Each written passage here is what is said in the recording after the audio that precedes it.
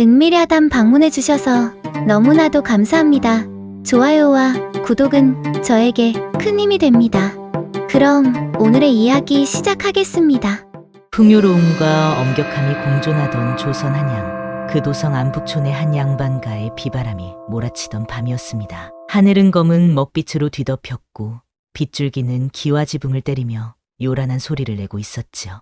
그러한 밤, 윤 씨 부인은 등불 하나에 의지한 채 마루에 앉아 있었습니다. 윤 씨 부인은 꽃다운 나이에 과부가 되었습니다. 정혼한 지 얼마 지나지 않아 남편을 잃은 그 슬픔은 깊고도 깊었습니다. 하지만 양반가의 며느리로서 슬픔을 겉으로 드러낼 수 없었기에 그저 침묵 속에 자신의 마음을 가두고 살아갔지요. 그런 윤 씨 부인 곁에는 언제나 묵묵히 그림자처럼 따라다니는 이가 있었으니 바로 젊은 머슴 길석이었습니다. 비바람이 더욱 거세지자 윤 씨 부인은 몸을 움츠렸습니다. 그 모습을 멀리서 지켜보던 길석이 조심스레 다가왔지요. 마님, 안으로 드시지요. 밤바람이 차갑습니다. 길석의 목소리는 낮고 깊었습니다. 윤 씨 부인은 그제야 고개를 들어 길석을 바라보았습니다. 촛불에 비친 길석의 얼굴은 강인하면서도 부드러웠지요. 평소라면 그저 고개를 끄덕이고 방으로 들어갔을 테지만 그날은 무엇에 홀린 듯 윤 씨 부인의 입에서 뜻밖의 질문이 흘러나왔습니다. 길석아, 너는 사랑이 무엇이라 생각하느냐? 돌연 던져진 질문에 길석의 눈빛이 흔들렸습니다. 마님이 자신에게 이런 말을 던질 줄이야. 길석은 잠시 말을 잇지 못했습니다. 촛불 아래 비친 윤 씨 부인의 얼굴은 봄날의 꽃잎처럼 고왔습니다. 길석은 가슴 한켠이 따스해지는 것을 느꼈지요. 저희는 사랑이 무엇인지 알지 못합니다. 다만 마음이 이끄는 대로 따르는 것이 아닐까 생각합니다. 길석의 대답은 소박했지만 그 안에 담긴 진심이 윤 씨 부인의 마음을 울렸습니다. 그 순간 두 사람 사이에 무언가가 흐르는 듯 했지요. 말로는 표현할 수 없는 그러나 분명히 존재하는 무엇인가가. 그럴 수도 있겠구나. 윤 씨 부인의 목소리는 바람결에 실려 사라졌습니다. 그리고 그날 이후 마님과 머슴 사이의 관계는 더 이상 예전과 같을 수 없었지요. 눈빛이 마주칠 때마다 가슴이 설레고 우연히 손끝이 스치기만 해도 온몸에 불이 일었습니다. 그러나 그것은 결코 이루어져서는 안 될 감정이었습니다. 신분의 벽은 너무나도 높았으니까요. 길석은 자신의 마음을 감추려 애썼습니다. 하지만 마음이란 것은 감출수록 더욱 커지는 법. 윤 씨 부인 또한 자신의 마음이 조금씩 길석에게로 기울어가고 있음을 느꼈지요. 머슴에게 감히 가져서는 안 될 감정이었습니다. 하지만 인간의 마음이란 그러한 계율로 통제될 수 있는 것이 아니었지요. 양반가의 사계절은 엄격한 규율 속에서 흘러갔습니다. 봄에는 꽃피는 정원을 돌보고 여름에는 처마 및 시원한 바람을 즐기며 가을에는 풍성한 수확을 기뻐하고 겨울에는 따뜻한 온돌방에 모여 이야기꽃을 피웠지요. 그러한 일상 속에서도 윤 씨 부인의 마음은 조금씩 변해가고 있었습니다. 아침 이슬을 머금은 정원을 거닐 때면 윤 씨 부인은 무심코 길석을 찾게 되었습니다. 마당을 쓸고 있는 길석의 모습, 우물가에서 물을 깃는 길석의 모습, 장작을 패는 길석의 모습이 그녀의 시선을 사로잡았지요. 때로는 길석이 땀방울을 흘리며 일하는 모습을 바라보다 문득 정신을 차리곤 했습니다. 양반가의 규율 속에서 살아온 윤 씨 부인으로서는 스스로의 감정이 당혹스럽기만 했지요. 마님, 이 꽃은 어디에 심어드릴까요? 어느 봄날 길석이 들꽃 한 다발을 안고 윤 씨 부인에게 물었습니다. 길석의 손에 들린 들꽃은 소박하면서도 아름다웠지요. 마치 그의 마음처럼. 저기 창가 아래에 심어다오. 매일 볼 수 있게. 윤 씨 부인의 눈빛에는 말로 표현할 수 없는 감정이 어려 있었습니다. 길석은 고개를 숙여 자신의 표정을 감추었지요. 하지만 그의 귓불이 붉게 물들어가는 것을 윤 씨 부인은 놓치지 않았습니다. 날이 갈수록 두 사람 사이의 감정은 깊어만 갔습니다. 윤 씨 부인이 지나갈 때마다 길석의 심장은 북소리처럼 울렸고 우연히 손끝이 닿을 때마다 숨이 멎을 것만 같았지요. 그러나 그들은 자신들의 감정을 필사적으로 감추려 했습니다. 마님, 부디 조심하십시오. 돌이 많아 길이 미끄럽습니다. 비 내린 후 길석이 윤 씨 부인의 팔을 부축하며 말했습니다. 윤 씨 부인의 가슴은 길석의 손길이 닿은 곳에서부터 뜨거워지고 있었지요. 왜 나를 그렇게 걱정하는 것이냐? 윤 씨 부인의 질문에 길석은 잠시 말을 잇지 못했습니다. 그의 눈빛에는 말할 수 없는 비밀이 담겨 있었지요. 그저 제게 맡겨진 일이니까요. 길석은 애써 감정을 감추며 대답했습니다. 하지만 그의 목소리에 담긴 떨림은 숨길 수 없었지요. 윤 씨 부인은 그 떨림 속에 담긴 진심을 느꼈습니다. 그것은 단순한 주인과 하인 사이의 예의가 아니었지요. 그러나 이러한 감정의 변화는 주변 사람들의 눈에도 들어오기 시작했습니다. 길석이 윤 씨 부인의 방 앞에서 머뭇거리는 모습, 윤 씨 부인이 길석을 바라보는 눈빛, 두 사람이 우연히 마주치면 나누는 미소, 이 모든 것들이 하나둘씩 다른 하인들의 눈에 띄었지요. 요즘 마님과 길석이가 이상하다 싶더니 쉿! 입 조심해라. 그런 말이 새나가면 어쩌려고 그러느냐. 하인들 사이에서 수군거림이 시작되었습니다. 그러나 아직은 아무도 확신할 수 없었지요. 그저 짐작일 뿐이라고 모두 생각했습니다. 하지만 사랑이란 감정은 불꽃과도 같아서 아무리 숨기려 해도 그 열기는 주변을 데우기 마련이었습니다. 윤 씨 부인은 밤마다 잠 못 이루고 뒤척였습니다. 가슴 속에서 일어나는 감정의 파도를 어찌할 수 없었지요. 길석 또한 마찬가지였습니다. 달빛 아래 홀로 앉아 자신의 분수를 넘어선 감정과 싸우곤 했지요. 그러던 어느 날 밤, 윤 씨 부인은 정원의 연못가에 홀로 서 있었습니다. 달빛이 물결 위에 부서지는 모습이 그녀의 마음처럼 흔들리고 있었지요. 달빛이 연못 위에 은빛 비늘을 그리던 그 밤, 윤 씨 부인은 자신의 마음과 치열하게 싸우고 있었습니다. 바람이 불 때마다 연못 위에 일렁이는 물결처럼 그녀의 마음도 흔들렸지요. 내가 이렇게 흔들려도 되는 것일까? 윤 씨 부인의 한숨 섞인 목소리가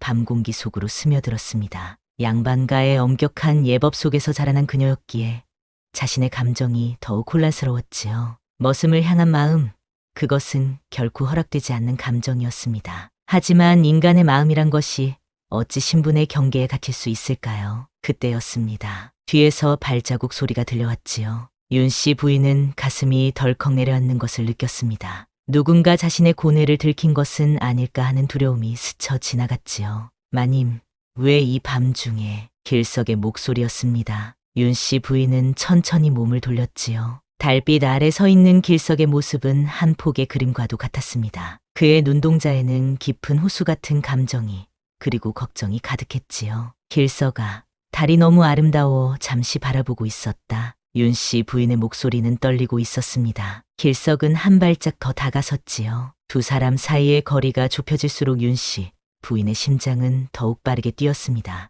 마님께서 홀로 계시기에 걱정되어 소인이 무례를 범했습니다. 길석이 고개를 숙였습니다. 하지만 윤 씨 부인은 그의 손을 잡았지요. 그 순간 시간이 멈춘 듯 했습니다. 냇가의 자갈처럼 거칠었던 길석의 손과 비단결처럼 부드러운 윤 씨 부인의 손이 서로를 마주했지요. 무례가 아니다. 내가 오길 바라고 있었단다. 윤 씨 부인의 말에 길석의 눈빛이 흔들렸습니다. 그들은 서로를 바라보았고 차가운 밤 공기 속에서 서로에게 조금씩 다가갔지요. 달빛은 그들을 은은하게 비추고 있었습니다. 두 사람의 마음이 만나는 순간 버드립 스치는 소리보다도 작은 소리가 들려왔습니다. 누군가의 숨소리였지요. 길석과 윤 씨 부인은 화들짝 놀라 서로에게서 떨어졌습니다. 누구냐? 길석이 소리쳤습니다. 하지만 대답은 돌아오지 않았지요. 대신 덤불 사이로 인기척이 멀어져가는 소리가 들렸습니다. 누군가 그들을 지켜보고 있었던 것입니다. 마님,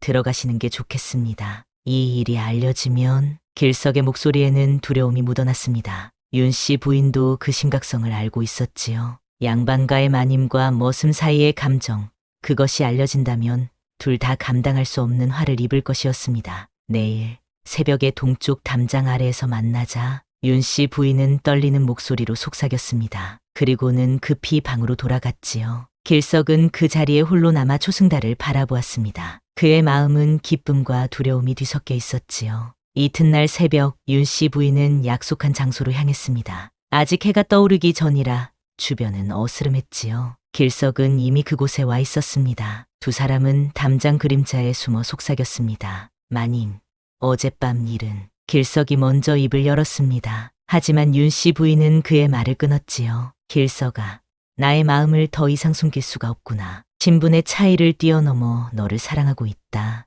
윤 씨 부인의 고백에 길석은 잠시 말을 잃었습니다. 그의 가슴 속에서도 똑같은 감정이 타오르고 있었지만 그것을 입 밖으로 내뱉는 것은 또 다른 문제였지요. 조인도 마님을 사랑합니다. 하지만 우리는 그때였습니다. 갑자기 대문 쪽에서 소란스러운 소리가 들려왔지요. 윤 씨 부인과 길석은 놀라 서로를 바라보았습니다. 무슨 일이 벌어진 것일까요? 소란은 대문에서부터 시작되어 점점 안채로 번져왔습니다. 윤 씨 부인과 길석은 서둘러 각자의 위치로 돌아갔지요. 윤 씨 부인은 방으로 들어가 머리를 정돈하고 의관을 가다듬었습니다. 방문 밖에서는 이미 하인들의 발걸음 소리와 수군거림이 들려오고 있었지요. 마님, 큰일 났습니다. 몸종이 급히 방문을 열고 들어왔습니다. 그 얼굴에는 당혹감이 가득했지요. 무슨 일이냐? 윤 씨 부인은 최대한 평정을 유지하려 노력했습니다. 하지만 심장은 마치 북을 치는 듯 거세게 뛰고 있었지요.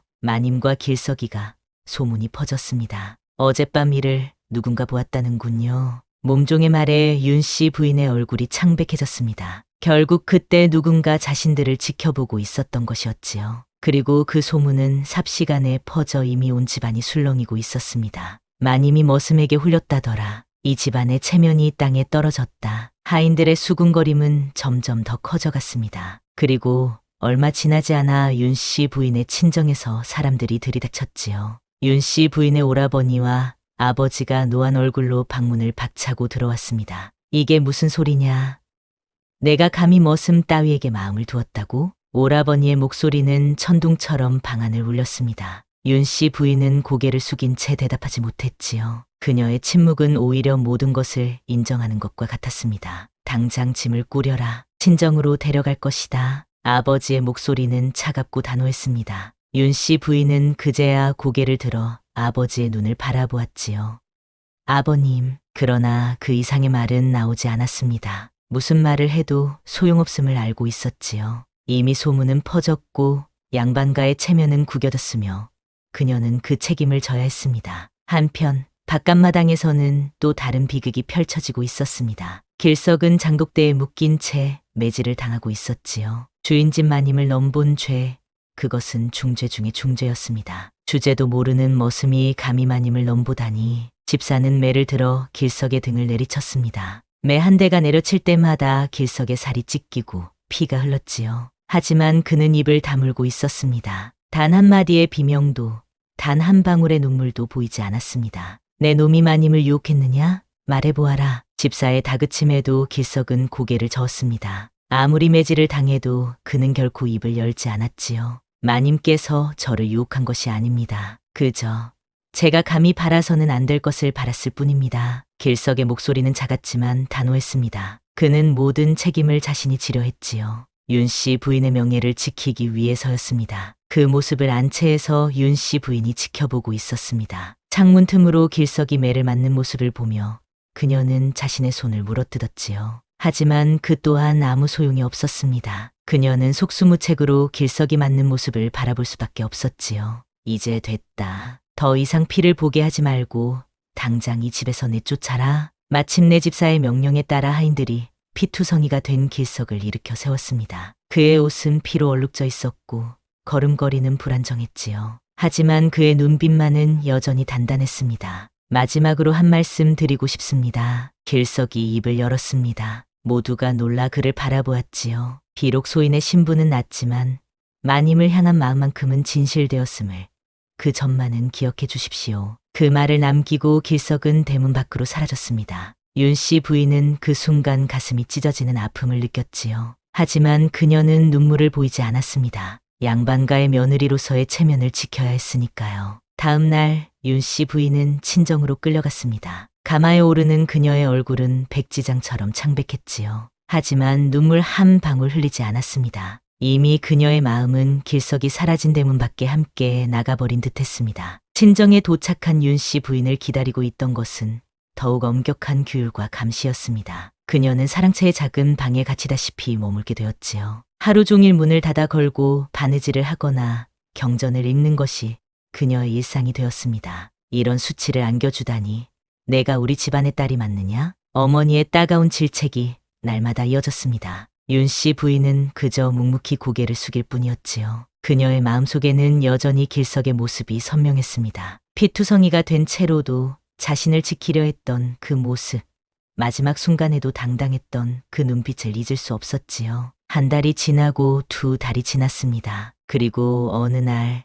아버지가 윤 씨 부인을 불렀습니다. 방에 들어서자 아버지 옆에는 낯선 중년 남자가 앉아 있었지요. 이분은 한양의 좌의정 김대감의 아드님이시다. 너를 며느리로 맡고 싶어 하신다. 아버지의 말에 윤 씨 부인은 놀라움을 감추지 못했습니다. 좌의정의 아들이라면 한양 최고의 권력가 중 하나였지요. 그런 가문에서 이미 한 번 망신을 산 자신을 며느리로 삼겠다니 도무지 이해할 수 없었습니다. 아버님, 이미 소문이 퍼진 저를 윤 씨 부인이 조심스레 입을 열었습니다만 아버지는 단호하게 그녀의 말을 끊었지요. 좌의정 댁에서는 그런 소문 따위는 개의치 않는다 하셨다. 오히려 내 아름다움과 교양을 높이 평가하신다. 그러나 윤 씨 부인은 그 뒤에 숨겨진 진실을 알 수 있었습니다. 좌의정 댁에서는 자신의 아름다움이 아니라 자신의 가문이 가진 토지와 재산을 탐낸 것이었지요. 그리고 그들의 권력으로 소문을 잠재울 수 있다고 생각했을 것입니다. 혼례는 다음 달 초하루로 정했다. 아버지의 말에 윤 씨 부인은 가슴이 철렁 내려앉았습니다. 이제 달아날 곳은 없었지요. 그녀는 그저 고개를 숙일 수밖에 없었습니다.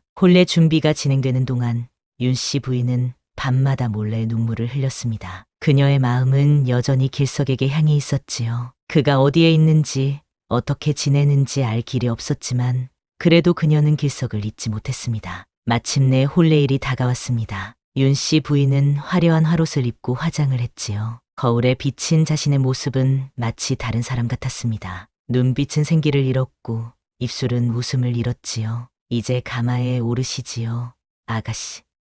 몸종의 말에 윤 씨 부인은 천천히 가마를 향해 걸어갔습니다. 한 걸음, 한 걸음이 무거웠지요. 마치 절벽을 향해 걸어가는 것처럼 느껴졌습니다. 그러다 문득 윤 씨 부인은 발걸음을 멈추었습니다. 머릿속에서 길석의 목소리가 들리는 듯했지요. 마님, 이룰 수 없는 사랑도 있는 법입니다. 그 순간 윤 씨 부인의 가슴속에서 무언가가 일렁였습니다. 더 이상 이렇게 살 수는 없다는 깨달음이었지요. 잠시만 화장실에 다녀오겠다. 윤 씨 부인은 몸종에게 말했습니다. 몸종은 의심 없이 고개를 끄덕였지요. 윤 씨 부인은 화장실로 향하는 척하다가 뒷문으로 빠져나갔습니다. 그리고는 정신없이 달렸지요. 어디로 가는지도 모른 채 그저 본능적으로 달렸습니다. 밤이 깊어갈수록 윤 씨 부인의 발걸음은 더욱 무거워졌습니다. 화려한 화롯은 이제 흙과 그리고 그녀의 눈물로 얼룩져 있었지요. 하지만 그녀는 멈추지 않았습니다. 한양의 거리를 지나 기방이 모여있는 곳으로 향했지요. 그곳에서 길석의 소식을 들을 수 있을지도 모른다는 희미한 희망을 품고 그렇게 윤 씨 부인은 한양의 밤거리를 헤매다 마침내 한 기방 앞에 도착했습니다. 그녀의 직감이 그곳에 길석이 있을 것이라고 말해주고 있었지요. 기방 앞에 선 윤 씨 부인의 모습은 처연했습니다. 화려했던 화롯은 이제 먼지와 흙으로 얼룩져 있었고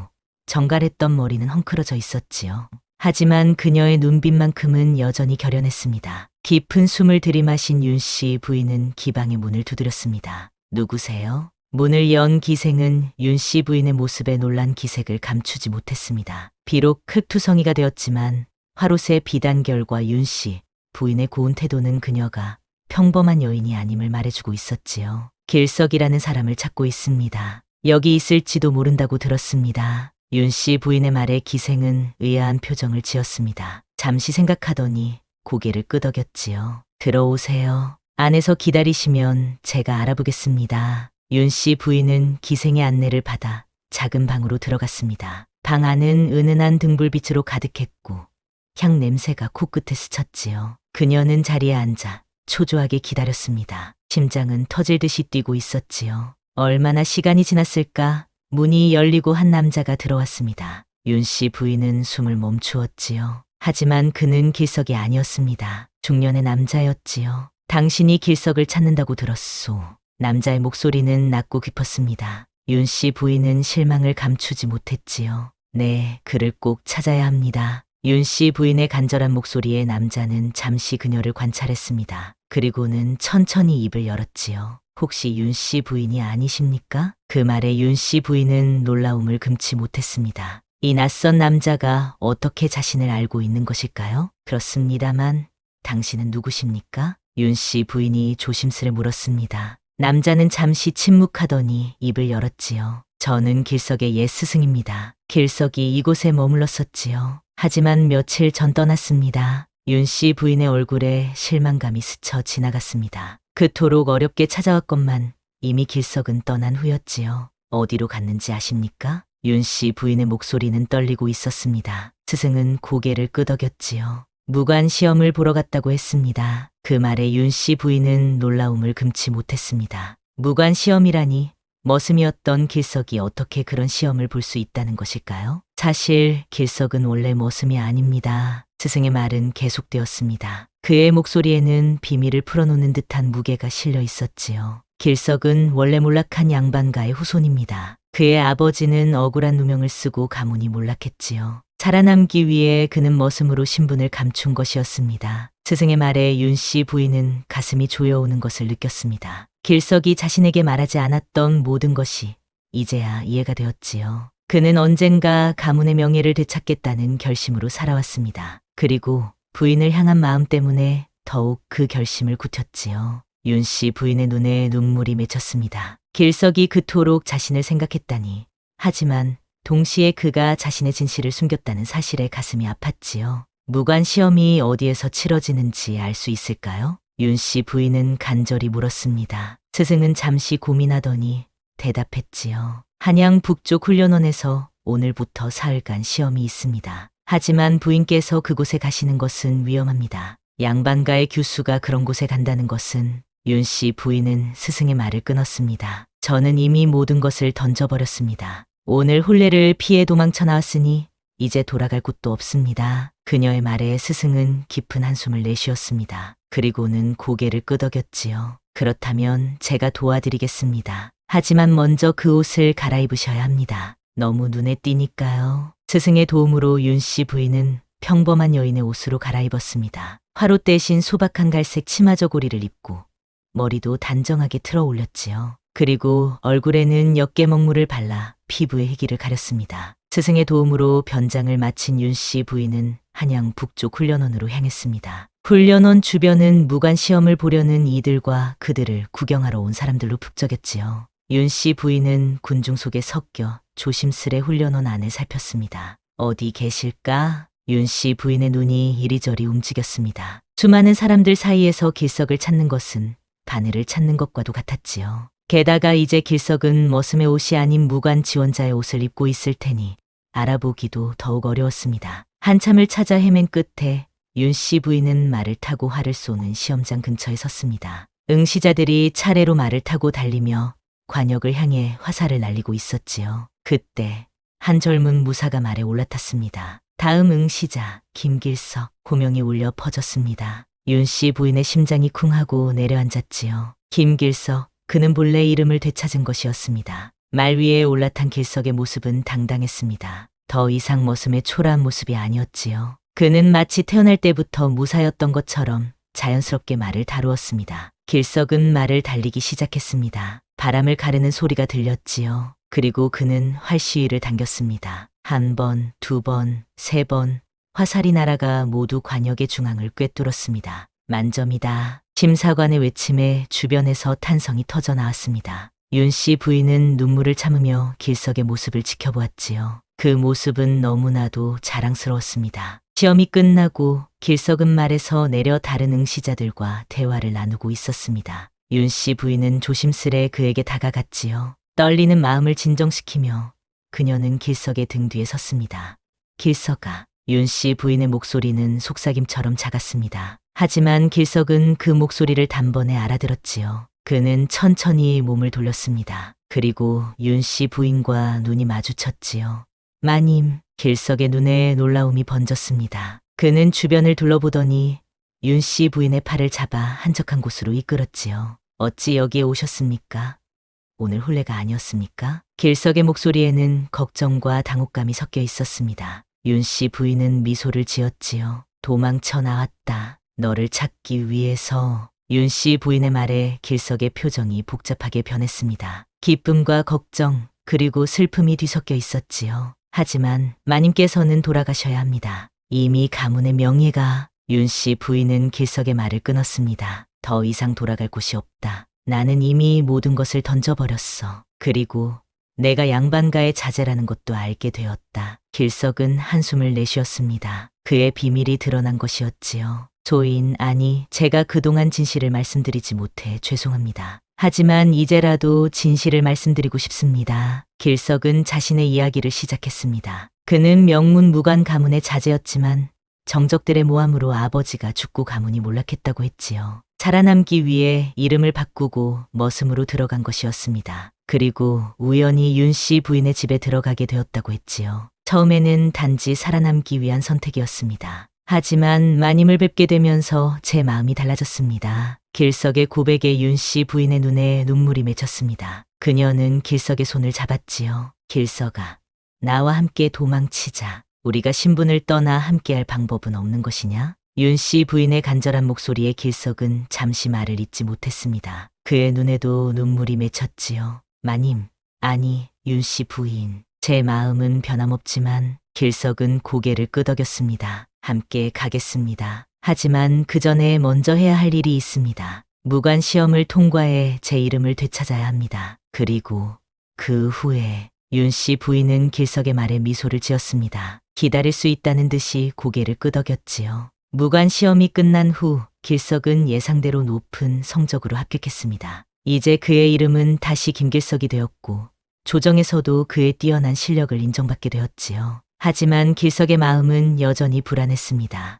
윤 씨 부인과의 미래가 순탄치만은 않을 것임을 알고 있었기 때문입니다. 이제 어찌할 생각이냐? 스승이 물었습니다. 길석은 깊은 숨을 들이마셨지요. 변방으로 부임을 자청하려 합니다. 그곳에서 공을 세워 저희 가문의 누명을 벗고 윤 씨 부인과 정식으로 혼인하겠습니다. 스승은 고개를 끄덕였습니다. 그것이 가장 현명한 선택이었지요. 한양에 머물러서는 윤 씨 부인의 가문과 좌의정 댁의 분노를 피할 수 없었습니다. 윤 씨 부인께는 말씀드렸소? 스승의 물음에 길석은 고개를 저었습니다. 아직 그 말을 꺼내지 못했지요. 윤 씨 부인이 자신과 함께 변방의 험한 생활을 견딜 수 있을지, 또한 그곳에서 몇 년이나 기다려야 할지 모르는 시간을 감내할 수 있을지 걱정되었습니다. 그날 밤 길석은 윤 씨 부인을 찾아갔습니다. 스승의 집 작은 방에서 머물고 있던 윤 씨 부인은 길석을 반갑게 맞이했지요. 길석아, 합격했다는 소식을 들었다. 정말 자랑스럽구나.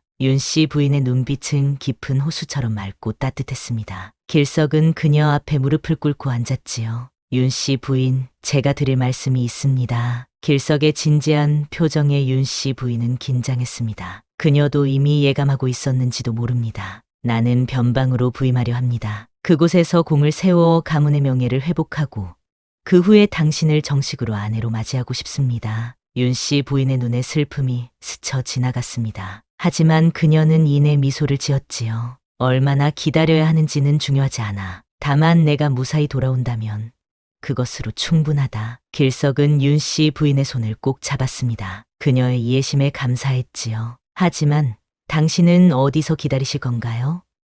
한양에 계시면 위험합니다. 그 말에 윤 씨 부인은 잠시 생각에 잠겼습니다. 그리고 고개를 들었지요. 스승님께서 남쪽 고향에 조용한 절이 있다고 하셨어. 내가 그곳에서 기다리마. 길석은 고개를 끄덕였습니다. 그것이 최선의 방법이었지요. 도성을 떠나 먼 지방의 절에 머문다면 윤 씨 부인의 가문이나 좌의정 댁에서도 찾기 어려울 것입니다. 이튿날 길석은 변방으로 떠났고 윤 씨 부인은 남쪽으로 향했습니다. 두 사람의 이별은 쓸쓸했지만 언젠가 다시 만날 것이라는 희망으로 가득했지요. 세월은 흘러 3년의 시간이 지났습니다. 윤 씨 부인은 절에서 조용히 지내며 길석의 소식을 기다렸지요. 가끔 스승을 통해 길석이 무사하다는 소식을 들을 수 있었습니다. 그리고 마침내 그날이 왔습니다. 은은한 봄바람이 불던 날, 절 입구에 한 남자가 서 있었습니다. 무관의 복장을 한 그 남자는 바로 길석이었지요.